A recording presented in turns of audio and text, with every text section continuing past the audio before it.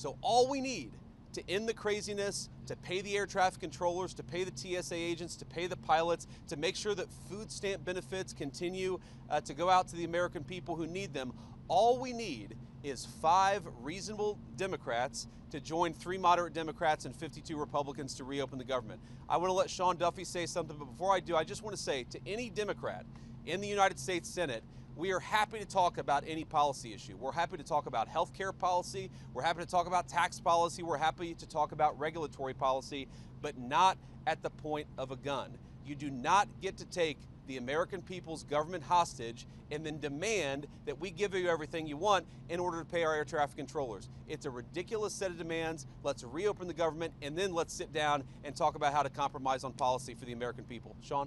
I appreciate it, Mr. Vice President. So first I want to thank you for calling this meeting of the aviation industry. We have a great coalition, bipartisan coalition, and so thank you for that. I just want to tell you, we look at the aviation system and we've seen blips and blurbs, whether it's LAX or it's Atlanta or it's Dallas. You're seeing impacts of this shutdown on our airspace, and that means travelers are delayed, travelers are canceled. It has real problems. So our air traffic controllers, their first paycheck they missed, well, they got 90%, 80% of the paycheck. That was in early October. They just missed their full paycheck. And you got to think, well, then the second paycheck comes. That's not when we have real disruption. Because every single day, as all of you people know, as we all pay our bills, right, it's not just the mortgage and the car payment, which is very real, but they're buying food. They travel 30, 45 minutes into the towers or the centers, so you have to buy gas. They have kids that want to play football or volleyball or tennis, and they can't afford the very life expenses that they need those paychecks for. And so though we've maintained the safety, I'm grateful for our controllers who are coming in every day, but I do think as this shutdown continues, you're going to see more pressure on controllers, more pressure on TSA workers, and that's going to have real impact. One group that we don't talk about a lot is we have technicians that work in our centers. I've talked to you all about how old our equipment is. We have technicians that come in every single day to make sure this equipment actually works. They too aren't getting paid. And this is burning, and it's having a real impact on our men and women who serve our airspace. And so I would join the Vice President and say, don't hold us hostage. Don't hold American families' travel hostage. Don't hold air traffic controllers hostage. Open up the government, have a conversation, let's get it resolved. But again, every day it gets harder. Every day there's gonna be more challenges. And the last point I'll make before I turn it over to Sean O'Brien's really great hair day today, is the fact that a lot of our people can go through the miss of one paycheck, and it's hard for them, but a lot of them can get through it. None of them can get through 2 paychecks. And so again, if Democrats don't get their act together very quickly, you're gonna see huge problems. And again, I would come to them with a clean heart and say, open up the government, and then let's have a conversation. I'll give it to the Teamster, Sean O'Brien. Thank you very much, Secretary Duffy. Thank you, Vice President Vance. Look, the bottom line, and we took a position, I represent 1.3 million working men and women in this country for the International Brotherhood of Teamsters. We took a position 3 weeks ago. Pass a clean CR, get to the table, negotiate a deal. Do not put working people in the middle of a problem they should not be in there. And we got to think about the families that are going to be affected. Think about when you have to tell your son or daughter they can't play sports because you're not getting paid. Think about when you can't pay your mortgage. Think about when you can't pay your tuition. Put the politics aside, get to the table, negotiate a deal, pass a clean CR right now, and then figure out the problems moving forward. And I want to thank the air traffic controllers. I want to thank the aviation administration for all their hard work and sacrifice they make. And look, security and safety of the airlines is paramount. Let's not compromise the safety and security. Pass a clean CR. Thank you. Thank you, Sean. Great. Anybody else? Come on. Yeah. Thank you, Mr. Vice President. Thank you, Secretary Duffy. Thank you all for being here with us today. And I want to start by really thanking the professionals, the air traffic controllers, the folks at the TSA, also the FAA, the people in management. They're working hard. They are keeping the skies safe. They've minimized delays. Fewer than 2% of flights have been delayed so far because of air traffic control shortages. So they've done a great job. But it's putting stress on people. It's not fair to those people. It's also putting stress on the economy. You know, the first couple of weeks this had no impact on the economy, but as every day goes by, the impacts start to grow, and airlines are a pretty good real-time indicator of the economy, and we start to see still minor, but steep booking impact, and you see that happening in the economy. We put the whole economy at risk, and so it's been 30 days, and while I don't have a position on which partisan side and how things should be settled with healthcare, it has been 30 days. I also think it is time to pass a clean CR, use that as the opportunity to get into a room behind closed doors and negotiate hard on the real and substantive issues that the American people want our politicians on both sides of the aisle to solve. But let's get a clean CR and get that negotiation done behind closed doors without the pressure and without putting the American workers and the American economy at risk. Here, great. Okay, guys, we'll take a few questions. Yeah, go ahead. We're coming up on the 1-year anniversary of this really tragic plane crash in DC. Should Americans be afraid to fly while the shutdown? No, I don't think Americans should be afraid to fly because we've got great airline professionals who are keeping the safest aviation industry in the world afloat, but they're doing it with incredible stress. What I worry more about is that if you have, let's say, a pilot who's now missed 2 paychecks, who's now telling his kids that they can't do things that they'd like to do, who's now worried about feeding his family, maybe that guy doesn't show up to work, maybe he goes and gets a different job. That means greater delays for the American people. I worry about the air traffic controller who now has missed 2 paychecks, who's got to pay his credit card bill or his mortgage, but can't pay both, and decides, you know what, this industry is not for me. The Secretary of Transportation made a great point in private. I'm going to steal it right now because we got to get people into the air traffic control industry. We had a shortage of 2,000 people. How many of those people look to the future, see that congressional Democrats can't get their act together and say, you know what, we're not going to join air traffic controlling at all, which is going to further extend the delays. I think that we have a safe system because these guys are doing heroic things in the midst of this terrible shutdown, but why do we ask them to do so much without getting paid? Why don't we pay them so that they can be happy, they can do the best job they can do, and they're not worried about feeding their families while they're doing a very important job for all of us? Mr. Yeah. President, could you let us know your understanding of the President's comments that he wants to resume nuclear testing after more than 30 years? Does he mean the warheads themselves, the distribution, the missiles, and so forth? What's your understanding of his intention? Well, look, I'll answer that very briefly, but I really do want to focus on the shutdown that is affecting the American people. I think the president's truth speaks for itself. We have a big arsenal, obviously. The Russians have a large nuclear arsenal. The Chinese have a large nuclear arsenal. Sometimes you've got to test it to make sure that it's functioning and working properly. We've been working very closely, even with nations that we don't have the best relations with, to try to limit nuclear proliferation. The president's going to keep on working on that, but it's an important part of American national security to make sure that this nuclear arsenal we have actually functions properly, and that's part of a testing regime. To be clear, we know that it does work properly, but you got to keep on top of it over time, and the president just wants to make sure that we do that. Yeah. I wanted to ask you, I know you said you're going to talk with folks on Capitol Hill after they open the government back up. If this keeps going on, would you consider getting everyone together like you did before the shutdown here at the White House to talk? And just quickly on nuclear, does the new testing make the world less safe? So I'm not going to answer, I've answered all the questions about nuclear testing that I'm going to answer. I want to talk about the government shutdown here, and I'd like to focus the questions there. But to your point, look, I've never said we're not going to talk to congressional Democrats until they reopen the government. What I've said is we are not going to give in on policy demands under the threat of hostage taking. I mean, if any moderate Democrat or any Democrat period from the United States Senate wants to come over, they're welcome to walk into these doors in an hour. I'm happy to talk to them about how to end the government shutdown, but it's actually very simple because there's a clean CR, as you heard from everybody, that would reopen the government. What we're also saying is that we're not going to allow anybody, Democrat or Republican, to effectively threaten any policy demand and to place that upon reopening the government. You don't reward hostage taking. If Democrats want to talk about healthcare policy, let's talk about healthcare policy. If they want to talk about tax policy, let's talk about tax policy. They don't get to come in here and say, you give us everything we want, or we're going to shut down the government and not pay our pilots and not pay our air traffic controllers. It's ridiculous, disgraceful, irresponsible behavior. There have got to be 5 more moderate Democrats in this entire city who are willing to work with us to reopen the government. Mr. Vice President, on the issue of the shutdown, there is the concern about 42 million people losing their SNAP benefits. Of Of course. Over this weekend.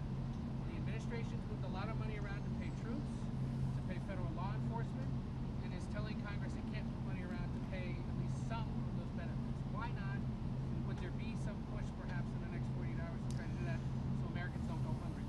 Well, here's the problem. If you go back to previous government shutdowns, what has happened is that sometimes the president has tried to make the shutdown as painful as possible on the American people. I give the president of the United States great credit and the entire team for trying to make this as painless as possible. The Democrats are acting irresponsibly. He doesn't want the American people to suffer because of it. But look, right now, this government, this administration, we're like guys running around, with a leak in a damn wall, trying to plug it with bubble gum. And we plug one spot with bubble gum, and we plug another spot with bubble gum, and we plug another spot with bubble gum. Why don't the Democrats just stop this entire charade and reopen the government so that we don't have to try to make this thing work on a shoestring budget, which is what we're trying to do. The unfortunate reality, and we're starting to see this with our aviation industry, we're going to find out the hard way with SNAP benefits. The American people are already suffering, and the suffering is going to get a lot worse. Not because the President of the United States has failed to make the shutdown painless. He's tried to do everything that he can to make it as unpainless as possible. The reason that pain is coming and the reason it's building is because we're not passing the clean bill to reopen the government. It's a very easy thing to do. Thank you, Mr. Vice President. I'm Monica Page with Frontlines Turning Point USA. On the government shutdown, of course, we're approaching Thanksgiving, we're approaching the holidays. What could travel look like, if the Democrats don't open the government in time? So I'm going to let our great Secretary of Transportation answer this question. Look, it could be a disaster. It really could be, because at that point you're talking about people have missed 3 paychecks. They've missed 4 paychecks. How many of them are not going to show up for work? You take the TSA lines that are already too long, even right now, and say half of those people don't show up for work, not because they're not hard workers or good people, but because they've got to find a different job to feed their families. What happens when the security lines are not an hour long, but they're 4 hours long? What happens when pilots start not showing up for work because they're so focused on paying the bills they can't fly the plane safely? That's going to lead to massive delays. We want people to be able to get home for Thanksgiving. We want people to be able to travel for business, to make this entire engine of commerce work. We want the aviation industry to work. It's not going to work unless the Democrats reopen the government. These guys are doing heroic things to make it work as well as it possibly can, but every single person that I talk to a word, they are worried that the delays are going to reach a point where it makes it very, very hard for the American people to fly. Sean? So listen, to answer your question, our traffic will be snarled, right? It'll be a disaster in aviation. And I'm going to steal, you stole my point, I'll steal one from Scott Kirby from United. October is a slower air travel month, and we have great weather in October. And so you've seen minimal disruption because of good weather and slower travel. But as we go into November, travel picks up as people start to look at going to see their families. Kids come home from college. And if you don't have air traffic controllers who are being paid, they may want to stay on the job, but they cannot. They're going to have to go take a second job, and you're going to have mass issues throughout the airspace. People will not be able to go from one place to the other because of the government shutdown, and I hope Democrats don't take it to that point. Great. Yeah. Alex Brachet from ABC News. I'm curious, as we move into this holiday travel season, is the administration working on a plan to keep airports running smoothly? The other thing that I wanted to ask you is we've got 20 million Americans who are set to see their healthcare premiums skyrocket with those ACA tax credits expiring. Curious your response there. Is the administration working on a plan to expand them? Well, why don't you take the question about what we're trying to do to try to limit the effects of the shutdown on aviation? I think Sean is a great person to address that, and then I'll address the health insurance premium question. Yeah, so we're working closely with NATCA, our air traffic controllers union, our technicians who work to keep the equipment safe and operational. I know Christy's working with TSA, so we are doing all we can to partner with and talk to our government employees who make this system run smoothly. But we can only ask so much. And I, as a guy who had a lot of kids and didn't make a lot of money early in my life, I know the pressure that these families are under. And by the way, think when these families go home, the fights that are had over the fact that you don't have money for basketball this season. The family strife that happens because they don't have money coming in the door is very, very real. So we are doing all we can to work with our partners to keep things running smoothly, but in the end, we can only go so far. And if I could just, before I turn it over, I love that you guys are asking us questions about what we can do to make this less painful. There's an easy, painless solution. Pass a clean CR. And by the way, I think you all, I mean, I was part of some shutdowns myself in Congress, and the tone of the press corps is very, very different in this one.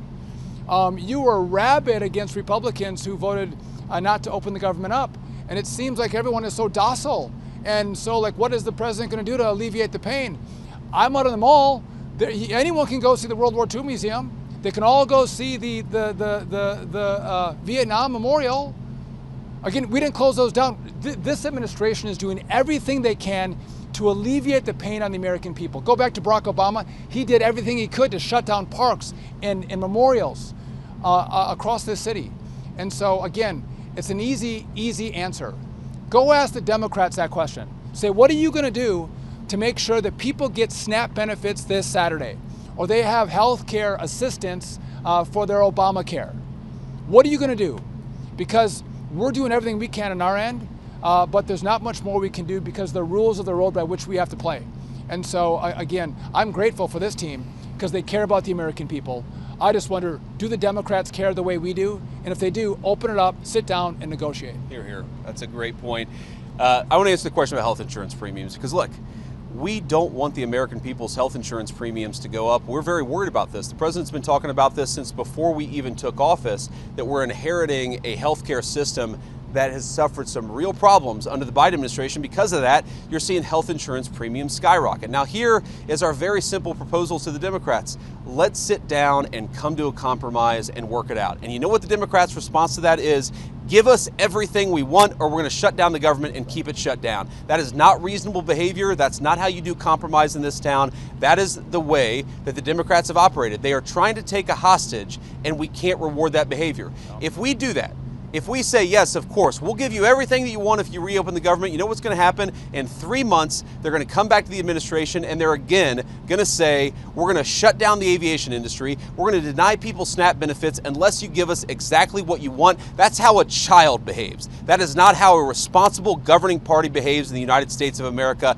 And let me make one final point and then we'll cut out of this press conference. Look, I've been a little bit unfair, and I want to correct this, because when I say the Democrats have shut down the government, it's actually the far left side of the Democratic Party, because to their great credit, 3 moderate Democrats joined 52 Senate Republicans to vote to reopen the government. We need 5 more reasonable Democrats to put the American people first and reopen the government. That's all that we're asking. Let's talk about health care policy. Let's make sure that we ensure that Americans' health insurance premiums don't go up. We want that and we're willing to work with people for it, but they've got to reopen the government first. Sean came from a background not that dissimilar from mine. Sean O'Brien came from a background not that dissimilar from mine. There are moms and dads who are fighting right now because they're worried about not being able to pay the credit card bill and the mortgage bill. There are parents who have to look their kids in the eye and say, you know what, we're not going to do football this year. We're not going to do basketball this year because I can't pay for it because the federal government is shut down and I'm not getting a paycheck. Do we want those people who keep the aviation system running to not be able to feed their families, to not be able to pay for some of the things that make life worth living? The answer to that question is absolutely, we want them to be able to afford a good life. The only way for that to happen is to reopen the government. It'll be good for those who fly. It'll be good for those who work in the aviation industry. It'll be good for the whole country. Just do the common sense thing, Democrats. Reopen the government. We need 5 Senate Democrats to join us. I hope that they will. Thank you, guys. I was talking about people explosive damage, sir.